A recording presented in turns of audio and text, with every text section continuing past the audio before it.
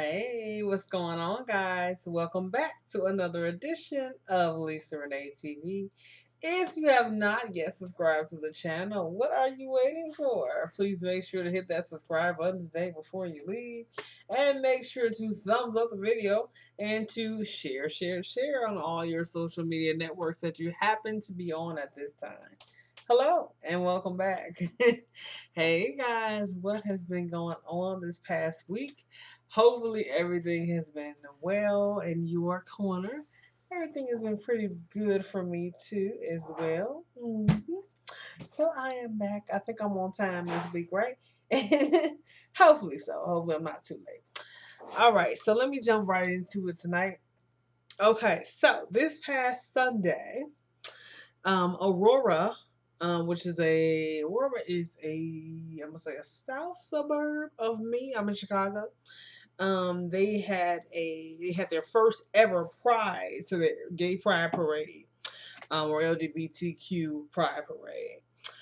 So members of the city's LGBTQ community in that suburb, they began planning the parade about 18 months ago, after wanting to commemorate those who were killed at the Post nightclub shooting in Orlando, Florida. Y'all remember that big story about a year or so ago? The big shooting that happened in Florida, and people who were killed at that nightclub. So there's a quote I have from the mayor of Aurora, Mayor Richard Irvin. So he's very excited they were having the parade there. It's their first ever parade. So Mr. Irvin says we aren't one Aurora until we include everyone. And this parade represents something we've never done. Absolute inclusion of every community, said Aurora Mayor Richard Irvin. So I just love that quote. They're all about inclusion and togetherness and just unity in their particular neck of the woods. So some people protested, of course. Are we shocked? Some people protested the event Sunday morning. So right before it started, flyers with phrases like "love kills pride" and "homosexuality is a sin" were placed near the start of the parade, denouncing the event. Okay, and so the pastor there, he left a quote as well. He said, "We're called by Jesus to love one another. This morning in worship, we talked about loving one another, and there's no room for hate. We want to welcome and accept all people," said by Reverend John Bell of Wesley United Methodist Church in Aurora. So yeah, another lady, she was there. I actually saw this clip on the news too, and she was saying she got out of her car. She got there. She said, "I was coming into town about 5:45, and I saw all the signage, and I thought, oh, cool, someone decorated. And then I got a little closer, and I realized what it was. So I was a little taken aback," said Aurora Special Events Manager Gina Moga. "We knew there would be some protesters, but we're prepared for that." So organizers said they anticipated backlash, and there were a small group of protesters. However, their message was drowned out by parade goers. So, I mean, when you have events like that, I mean, it's just like here, like when you have a Chicago event, and we have our big pride parade, right, every year. For those of you who live in Chicago, never been. I went to it one year with my friend. It was pretty fun. I was mad though because we didn't get a chance. It seemed like we was there, and whatever spot we was in, we were not in a good spot. Okay, let me tell you, because we did not even get a chance to really see. It's like every time we hear a boom or some kind of noise or something exciting, everybody, yeah, woo, woo. I'm like, what? What happened? We were just seeing people. It's a lot of people that come out there, right? I mean, Chicago's a huge city anyway, so we have a huge pride, gay pride community. We have a huge LGBT community here anyway. So of course, a lot of people want to show up. So we expected that, but it's like we were so mad. And we were like happy to be there, but like mad too, because like every time I swear we didn't see nothing. Like we walked around. I mean, we had fun. I had my little rainbow beads and stuff. It was cool, but it was like every time we hear a boom or like an exciting sound, we don't see what is exciting. We were just mad. We felt so shortchanged. Like everybody else gets to endure this and not endure, but what I mean, like experience this. And I'm like, we ain't seeing nothing. Like we didn't hearing everything, but we can't see nothing. Where we were, we could not see anything with so many people. So eventually we just like walked off, and like we found our little, we walked around, we walked like through this alleyway. We were following this crowd, and we came back out of the alleyway, and we just kind of did our own thing, like whatever, we're mad, we can't see anything, we're pissed off. So then we went and had lunch. So because it's like, oh my god, like you just get mad after a while, like I'm tired of hearing stuff that's exciting, like I'm tired of hearing exciting stuff, we're not seeing anything. But it was a lot of, commotion, like, good commotion. There was a lot of, hoopla going on, and we just was like, can't see it, so we were over it. But anyway, nevertheless, I digress. But yeah, so that was my experience going to my city's Pride Parade. It was fun. Definitely, I recommend everybody go. It definitely was fun, especially if you're new to Chicago and you're here in the summertime, around the time they have Pride Parade, which is this June. They do have it in June, so you should definitely go. I would say just go, whether you're in that community or not. It doesn't really matter. Like anybody can go. You can be a straight ally, you can be gay, lesbian, transgender, questioning, whatever it is. Like just go, just say that you went. So I think it's just great to get that experience and kind of be in the atmosphere, so it's nice, you can meet great people. So, yeah, we had a good time though, because we saw a lot of people from my college, my alma mater, Columbia. So it was like really cool. Like we met up with people that was like, hey, oh my god, hey, you were here too? So it was like, it was dope.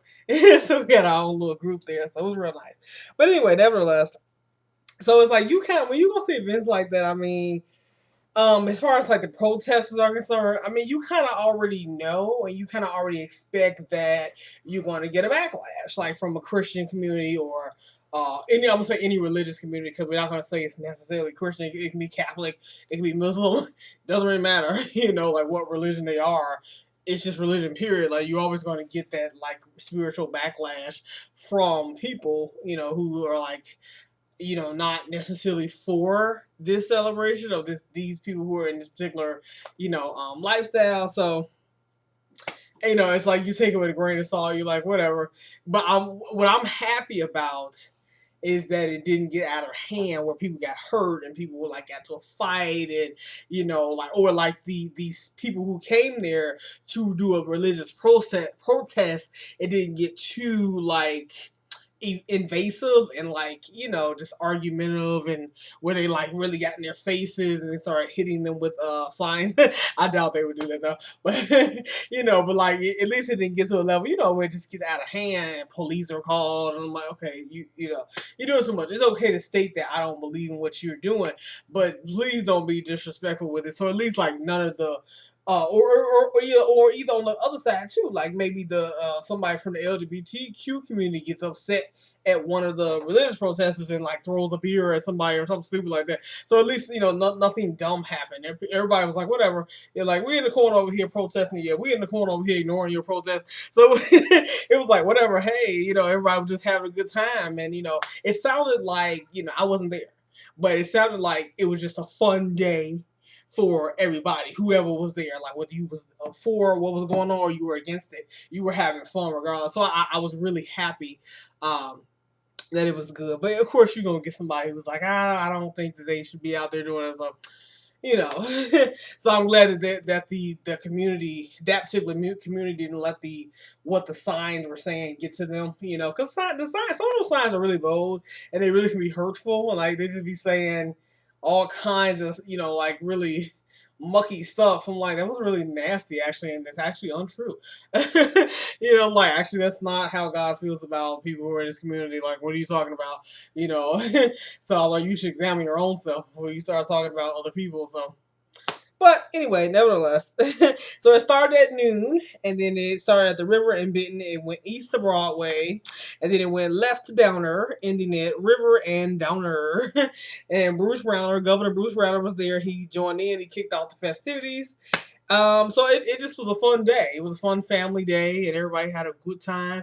And there was this girl there, this little girl. She was so pretty. She had on like this, all these colorful like braids and twists in her hair. I think it was yarn braids, and like she had the rainbow colors.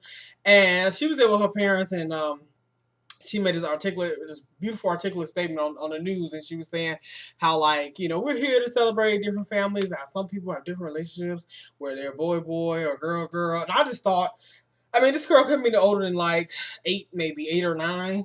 10 maybe, but she was like so smart and beautiful, and just sounded like her, whoever her parents were, they set her down and like talked to her in, in good detail and really explained to her, and it sounded like the girl had seen some things and had some things, talked to said to her, and she was okay. Like she seemed to get it, but it still was innocent. Like it wasn't anything like, oh, this girl knows too much to be that young.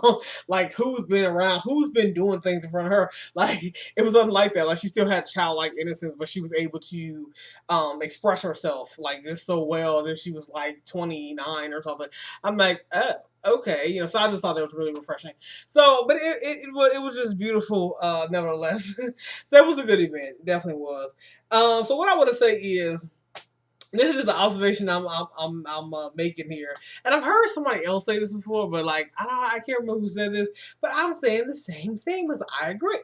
I think the LGBTQ community is more solid and united than the black community in some ways.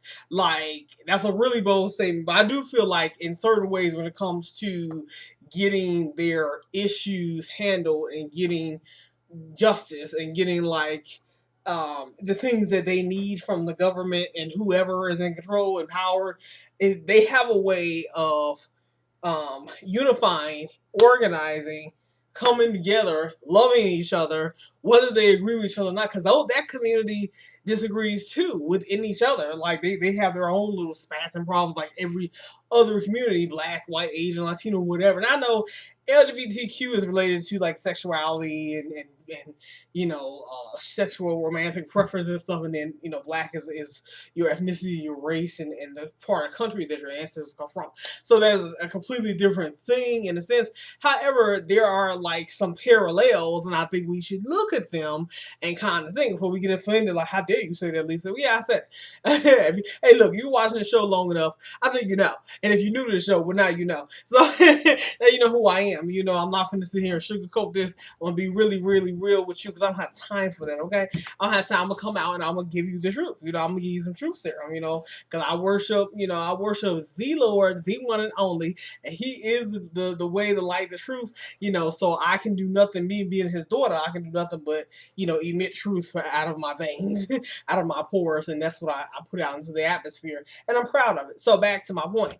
So I think that, yes, that community is just more, they're better. I think they can be looked at and be admired. Not necessarily to put them on a pedestal and say they're so much better than every other community. They're not. And once again, they're not perfect and they do have their problems. However, something can be learned from them. Like the way they come together, it's just solidarity. They just come together and they're like, look, we got some problems here. People are beating us up. People are killing us. People are discriminating us. The law won't let us get married. And the fact that for years the LGBTQ community could not get married, and they just got it legalized. In my state of Illinois and other states, some states it was already legal for them to get married, but other states it wasn't. A lot of states would not let them get married, would not let the spouses get the same rights as a heterosexual couple, and now they do. So, I mean, they can adopt kids, they can pretty much do the same thing a heterosexual couple can. Now, some people are not happy about that, but who's debating your happiness and who cares? And the point is that these people found a way to surpass, what are those hurdles that had came up in front of them, things that came to, block them. They were able to jump over them and say, no, devil, I see you to put a block in front of me. I see you to barricade my way to happiness. I see you try to barricade my way to my blessing, but devil is a lie. So they dare call the devil a lie, and they got what God had for them. They got what was meant to be for their community, and I applaud them, in being able to go through a lot of hell, over the years for a long time to suffer, being under oppression, and to be able to get it, get the oppressor off of your back and say, no, we're going to keep staying. It's hard to stand sometimes when you are a community who is being knocked down constantly. And so for them to stand up in the face of injustice constantly and still walk out proud and say, no, I'm here, I'm not going anywhere. that's a lot. I mean, that's something to be admired. That's something to look at and acknowledge. And I think that other communities who are also deeply depressed, deeply oppressed, you can do the same thing. Now, the black community has done a lot too, as far as coming out from under the oppressors. But I think we have a ways to go in certain areas because we're still. I mean, we're dealing with like a violence issue, like within our community. So it's not even like white people coming after you, killing you. Like, I mean, with the exception of Laquan McDonald and the white cops and everything. Yeah, we had a situation with that, but that sort of kind of died down where you don't have like I haven't heard any recent situations. But it's more so back to it's like the tables flipped. It went from the white cops was coming after you, killing you, then it flipped to us back and us killing each other. So it's like we go back and forth. We teeter totter between white cops killing the black guys or black women now and getting away with it, and then us killing each other and getting away with it or not. I mean, some of us get caught, some of us don't. But it's like that's beside the point. The point is you're killing each other. So it's like jail time, no jail time doesn't even matter. The fact that there's another black body going on the ground. So it's like you need to think about things before you do them. Why are your kids, why are your little black children going for guns when they could be just settling their disputes by just having a conversation? Even they fight, like who cares? Oh, good old fashioned fighting never kill nobody. People fight all the time. I was younger. The worst that can happen to you is you get in a fight with somebody. I got into a couple fights in my life. I'm still here. I'm 29 years old. Anybody went and put a knife on me or gun, I ain't never thought, I'm finna shoot her. I'm finna stab her. Like, she ain't worth the jail time. So just think about some of the things that we're doing. What is it that the LGBTQ community is doing as far as getting laws passed and getting the government to, listen to them, and then what are we doing that's so different? Like, how come things move swifter for them, and then for us it's like what the belief are we doing? What are we not doing? Like, I'm just saying, they can be just used as a model. They're not perfect, but look at them as a model. Like, you saw what happened. Like, they got pretty much everything they needed, and they're having a parade now. So they do every year. What the hell? Believe me, how come we don't have a parade? Like, I know we got some stuff that we do. But I think we should do more for our community during the year. Like, we should have parades and all kinds of stuff to celebrate being black, being beautiful, throughout the year, just because, like, do some stuff like that. Like, we don't do stuff like that. We always, find a way to have a fight with each other, find a way to get a beef, find a way to put the next black person down, So, just food for thought. Anyway, I'm going to get out of here. That's all I have for you today. I just wanted you all to kind of think. I just want to put some seeds out there. I'm planting seeds, so I'm gonna water them. I want you all to be nurtured. Hopefully, a beautiful harvest to grow. You guys will be inspired. Let me know what you think in the comments below. Like, comment, share, subscribe, all that good stuff, and don't forget to be blessed, of course. But if I have nothing else for you guys, so you guys have a great rest of your evening. Enjoy this video, and I'll see you later. I'll see you later. Bye.